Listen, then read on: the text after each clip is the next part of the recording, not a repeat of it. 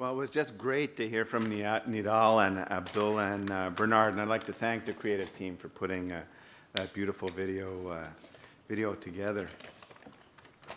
And first of all, I want to congratulate Krista, Howard, and Lance for their fantastic achievements. It's amazing to see what SFU alumni are making happen in such different domains of endeavor.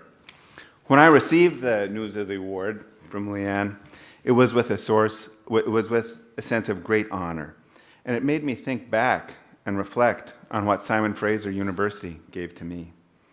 In fact, Simon Fraser gave me the experience of my lifetime, one that transformed my life forever and prepared me very well for my future job as ambassador. The experience I'm talking about was in 1979, and it was a participation in the Latin American Studies Field School led by Dr. Marilyn Gates. Let me hasten to add that there were great fringe benefits to this field school. Friendship and love. Lifetime friends from the field school are here with us tonight. And so is my beautiful wife of 33 years, Fatima Martin. Thank you very much, SFU. I still remember vividly the moment that led me to SFU. I was toiling away on my bachelor's degree in geography from the University of Winnipeg, and I had just attended a night class in economics. I was heading for the exit through the geography department, dreading the long trudge home through the freezing February night. I was muttering to myself, I have got to see more of the world. I have got to see the warmer parts. Then, my eye caught sight of a Mayan glyph. It was on the cover of a brochure on the bulletin board. It was about a field school in Guatemala. I called Dr. Gates to ask, would I be eligible? She said you would if you spoke Spanish. I said, I will speak Spanish. And then in May, I took the bus from Winnipeg to Guatemala. Many buses, actually. On the field school, Marilyn gave each of us a village to visit and learn about. My village, San Pedro, did not have a road. So for San Pedro, I took the bus north, then got off at a footpath and started walking into the mountains.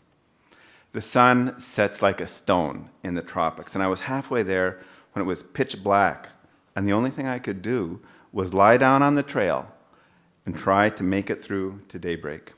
Dogs circled and barked at me all night. And I was scared, but I got up the next morning, carried on to San Pedro, and had a wonderful experience. From that, I learned, even when things go wrong, it will probably turn out okay. In the western highlands of Guatemala, SFU opened my mind to the wonder of human encounter across cultural divides. I went on to repeat that experience and do a master's thesis on Mayan villages in southern Mexico. And after I graduated, I had the good fortune to join Canada's Foreign Service. For me, the Simon Fraser motto, engaging the world, is very inspirational. Simon Fraser prepared me well and motivated me for a 30-year career of engaging the world. I'm grateful to my professors, John Pierce, Marilyn Gates, Roger Hayter, Philip Wagner, and Frank Cunningham, others also, who channeled my curiosity and thirst for knowledge towards habits of international rigor, intellectual rigor and discipline.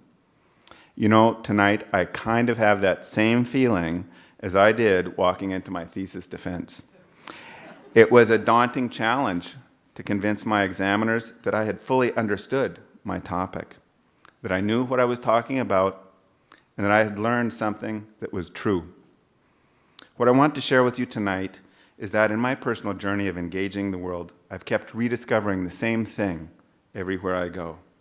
We can always communicate with other people. We can always find a way. In my experience as a Canadian diplomat, often working in troubled or conflict-affected countries, we can always make a connection, no matter how wide the cultural gulf that may exist. It's part of our shared human condition for us to be able to share with one another. It's in our nature to find these connections. One day when I was walking in the Guatemalan highlands back to San Pedro, I met a farmer on the path. He said, I know your brother. I was very surprised. I don't have a brother.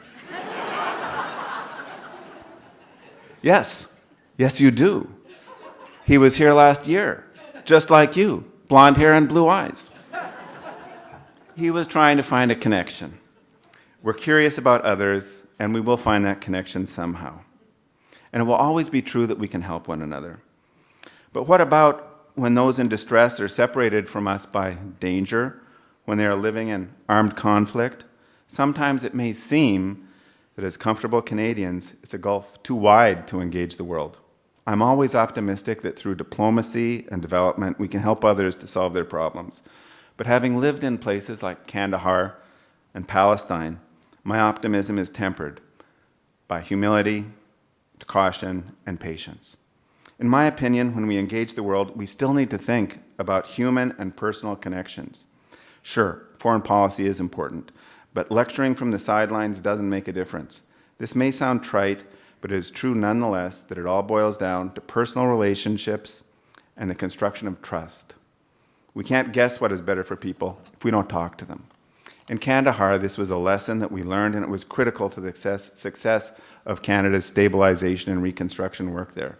In earlier days, schools and clinics had been built, but sometimes people were afraid to send their kids, or even worse, development projects became Taliban targets.